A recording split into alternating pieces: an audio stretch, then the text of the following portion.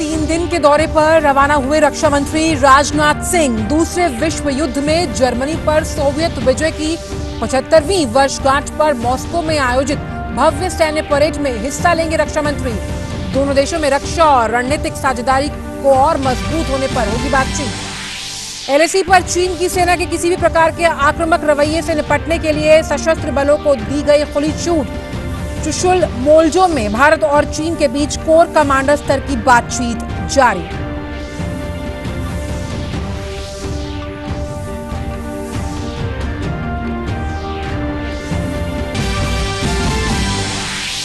Justice Bobde की अध्यक्षता में 3 सदस्यों की पीठ करेगी जगन्नाथ रथ यात्रा मामले की सुनवाई। कोरोना संकट में सार्वजनिक भागीदारी के बिना यात्रा निकालने के पक्ष में सरकार। दिल्ली में कोरोना संकट से निपटने के लिए गृह मंत्री अमित शाह ने की उपराज्यपाल, मुख्यमंत्री और वरिष्ठ अधिकारियों के साथ बैठक। 3000 नए केस आने के बाद दिल्ली में 60,000 के करीब पहुंचे संक्रमण के कुल मामले।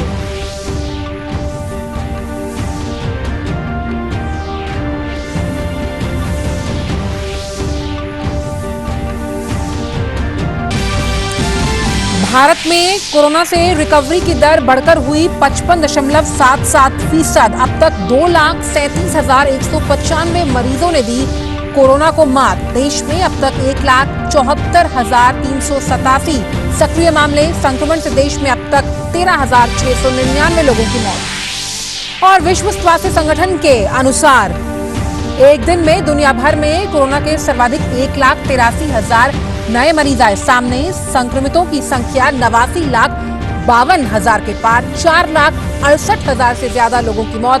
सबसे अधिक प्रभावित अमेरिका में कोरोना संक्रमितों का आंकड़ा 22,79,000 से ऊपर। वहीं ब्राजील में 50,000 के पार पहुंचा मौत का आंकड़ा। मैं हूं आंचल गुलाटी गुंबर और आइए अब नजर डालते हैं इन सभी खबरों पर एक बार विस्तार के साथ। रक्षा मंत्री राजनाथ सिंह आज रूस की 3 दिन की यात्रा पर रवाना हो गए, जहां वो दूसरे विश्व युद्ध में जर्मनी पर सोवियत विजय की 75वीं वर्षगांठ के अवसर पर एक भव्य सैन्य परेड में भाग लेंगे। ये सैन्य परेड मॉस्को में आयोजित होगी। 24 जून को मॉस्को में ये परेड आयोजित की जाएगी और रूस रवाना होने से पहले रक्षा मंत्री ने एक ट्वीट किया और अपनी यात्रा की जानकारी दी और उम्मीद जताई कि उनकी यात्रा से दोनों देशों के बीच रक्षा और रणनीतिक साझेदारी को और गहरा करने के तरीकों पर बातचीत करने का अवसर मिलेगा। रक्षा मंत्री ने कहा कि वे मॉस्को में 75वें विजय दिवस परेड में शामिल होंगे।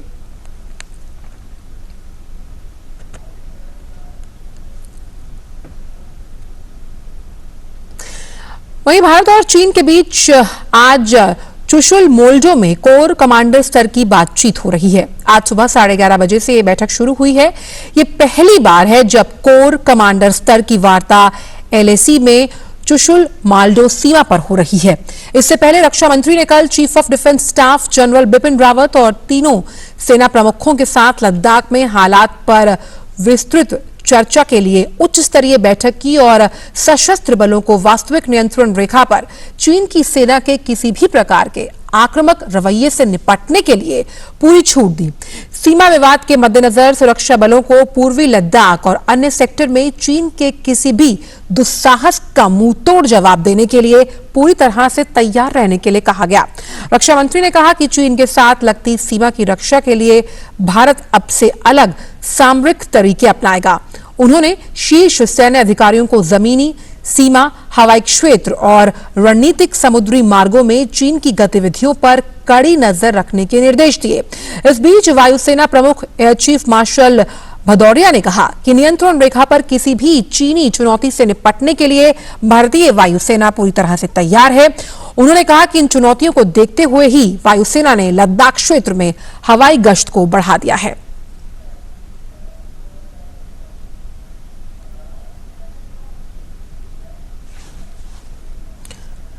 भारत के जो मुख्य न्यायाधीश हैं एस.ए. बोबडे की अध्यक्षता वाली सुप्रीम कोर्ट की 3 जजों की पीठ पूरी जगन्नाथ मंदिर रथ यात्रा मामले की सुनवाई करेगी। केंद्र ने सुप्रीम कोर्ट के सामने वार्षिक रथ यात्रा मामले का जिक्र किया और कहा कि कोरोना वायरस महामारी को ध्यान में रखते हुए इसे सार्वजनिक भागीदारी के बिना आयोजित किया जा सकता है। सुप्रीम कोर्ट 18 जून के अपने पहले के आदेश को संशोधित करने की मांग करने वाली 4 याचिकाओं पर आज सुनवाई कर रही है। इस बीच ओडिशा सरकार ने कल कहा था कि वो श्रद्धालुओं के इकट्ठा हुए बगैर जगन्नाथ रथ यात्रा निकालने के गजपति महाराजा दिव्य सिंह देव के अनुरोध पर कानूनी रूप से अनुकूल कदम उठाएगी। भारत के खिलाफ अपनी नापाक गतिविधियों को जारी रखते हुए पाकिस्तानी सैनिकों ने फिर से संघर्ष विराम का उल्लंघन किया, जिसमें सेना के एक जवान दीपक कार्की शहीद हो गए, जिसका भारतीय सेना ने बहादुरी के साथ जवाब दिया है।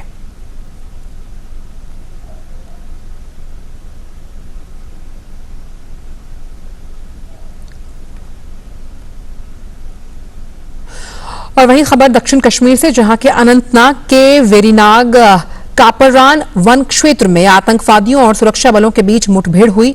बताया जा रहा है कि सुरक्षा बलों ने इलाके में 2 से 3 आतंकवादियों को घेर रखा है। जम्मू कश्मीर पुलिस, सेना और सीआरपीएफ के जवानों ने पूरी तरह से इलाके की घेराबंदी की हुई है। खबर मिजोरम से, जहां आज सुबह एक बार फिर भूकंप के झटके महसूस किए गए। भूकंप का केंद्र मिजोरम के चंपई में बताया गया। रिक्टर पैमाने पर भूकंप की तीव्रता 5.3 मापी गई, जो सुबह 4:10 पर महसूस किए गए।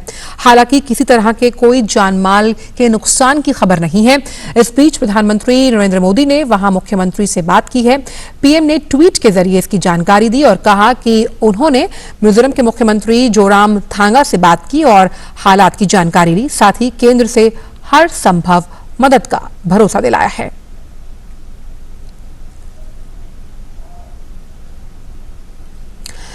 केंद्रीय गृह मंत्री अमित शाह ने भी राज्य के मुख्यमंत्री जोराम थांगा से फोन पर बात की। गृह मंत्री ने भूकंप के बाद हुए नुकसान की भरपाई के लिए केंद्र सरकार की ओर से हर संभव सहायता का आश्वासन दिया। गृह मंत्री ने राज्य के लोगों की सलामती की दुआ भी मांगी।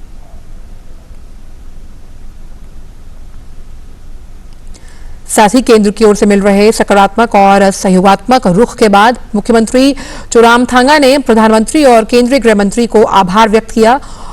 मुख्यमंत्री ने ट्वीट कर लिखा कि 12 घंटे के भीतर 2 भूकंप ने मिजोरम को हिलाकर रख दिया। संबंधित विधायक और जिला प्रशासन द्वारा नुकसान का आकलन किया जा रहा है। संयोग से किसी के हताहत होने की अभी तक कोई सूचना नहीं है। मदद के आश्वासन के लिए माननीय प्रधानमंत्री और माननीय गृह मंत्री को धन्यवाद।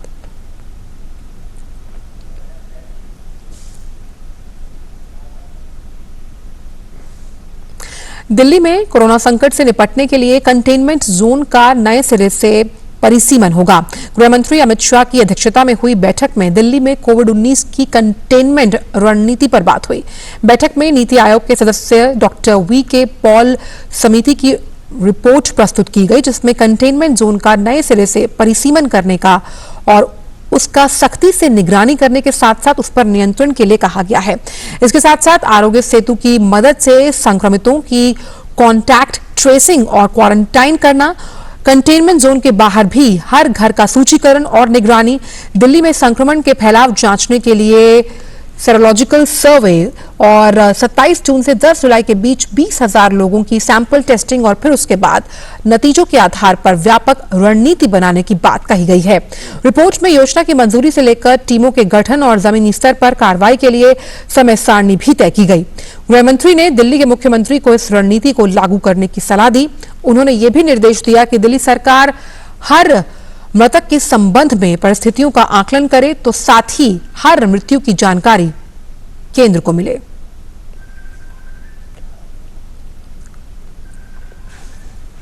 स्वास्थ्य मंत्रालय की ओर से आज एक बार फिर कोविड-19 की भारत में क्या स्थिति है, इसकी जानकारी दी गई है, जिसके मुताबिक अब तक 2,37,000 से ज्यादा लोग ठीक हो चुके हैं।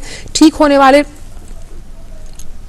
लोगों की दर बढ़कर 55.77% पर पहुंच गई। अभी करीब 1,74,000 से ज्यादा मरीज संक्रमित हैं, जिनका विभिन्न अस्पतालों में इलाज चल रहा है। केंद्र सरकार लगातार टेस्टिंग लैब की क्षमता बढ़ा रही है। देश में टोटल लैब्स की संख्या 981 हो गई, जिनमें से सरकारी लैब्स की संख्या 722 है और निजी लैब्स की संख्या करीबन 250 से ज्यादा। और कोविड-19 के मद्देनजर जड़ी बूटियों और जो औषधि पौधे हैं उनकी मांग बढ़ गई है। नमामि गंगे योजना के तहत गंगा नदी के किनारे रणनीतिक रूप से औषधि जो पौधे हैं उनका रोपण किया जा रहा है। केंद्रीय जल शक्ति मंत्रालय, आयुष मंत्रालय और केंद्रीय कृषि मंत्रालय ने एक MOU के जरिए गंगा किनारे जो औषधि के पौधे हैं उनका उत्पादन कर किसानों की आय बढ़ाने का प्रयास किया है।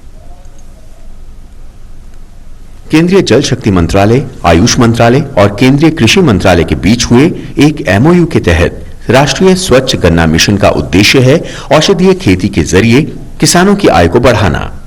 MOU के तहत उत्तराखंड, उत्तर प्रदेश और पश्चिम बंगाल में 14.96 करोड़ की लागत से 14 औषधीय पौधों और जड़ी बूटियों की खेती से जुड़े गार्डन प्रोजेक्ट बनाए जाएंगे। वहीं उत्तर प्रदेश में वन विभाग के साथ नमामि गंगे प्रायोजिक रूप से गंगा से जुड़े 10 जिलों में 60 क्लस्टर बनाए गए हैं, जिनमें 180 ग्राम पंचायतों की 2500 हेक्टेयर भूमि पर 3,546.59 लाख रुपए की लागत से औषधीय खेती की जा रही है।